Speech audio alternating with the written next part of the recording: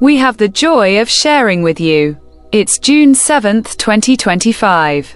The Gospel text to pull from the Gospel according to St. John chapter 21 verse 20 to 25. What is it about? It's about Jesus and the disciple he loves. The brief dialogue between Jesus and the Apostle Peter concerning the Gate region will constitute our subject of meditation.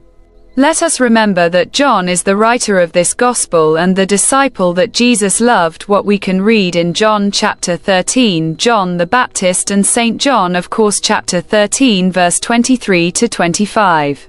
When the Apostle Peter asks Jesus what will happen to Jean, perhaps he remembers that one day the two brothers, namely the Apostle John and the Apostle James, had asked to occupy the first seats of honor in the kingdom of Christ. We can read this in Mark chapter 10 verse 35 to 37, and that the Apostle Peter wants to know if the Apostle John would receive greater honor in the kingdom than himself.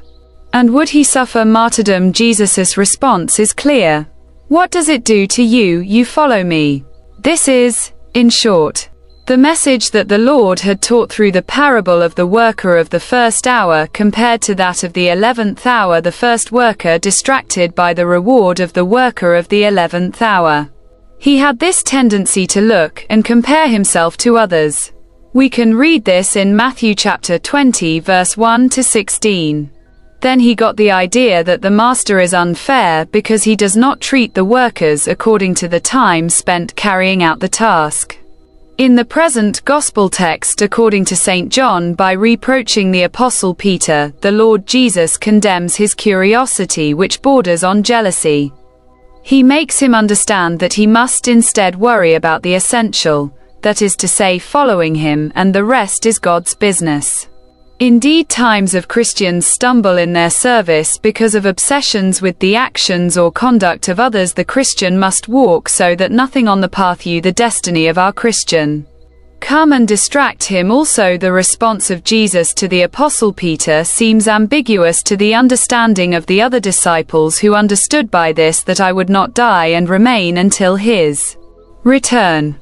The rumor thus spread among the people that John the Apostle would not die. This is certainly the reason why the people apostles, the author of this gospel, clearly states that Jesus had never said that he would not die before his return.